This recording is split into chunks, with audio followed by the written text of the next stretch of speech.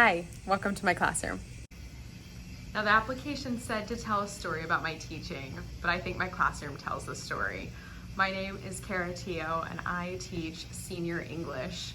I've taught freshmen, I've taught 7th grade, and now I have the delight of teaching some of my kids again for the second time in senior English.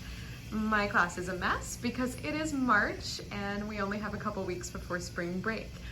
But you can see that we have a love of reading in our class. We start every day talking about a different book and add it to our bookstagram. We have our books on our shelves for each class period. We have quotes over the walls. We have book posters like movies. We have my favorite part, the library.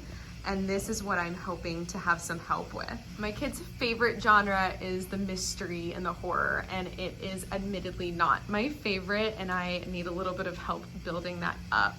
We also like to do book clubs, which I kind of stored down here, but I need to grow this because that was all for freshman English. We draw pictures up here to help them remember what they've read and jog their memory and what they can use on that AP open-ended essay question.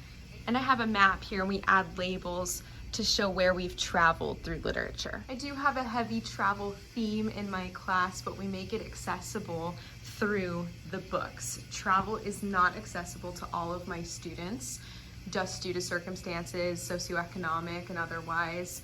And I like to express to them that they can go anywhere with the help of a good book. We talk about windows and mirrors and how books can help open up those doors in your life.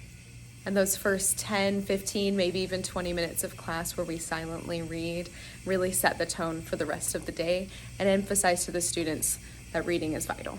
One reason my room is such a mess right now is that they're doing book clubs, and I was just looking through their binders. They're working collaboratively on different novels, and I can't wait to grow that activity and that assignment for next year.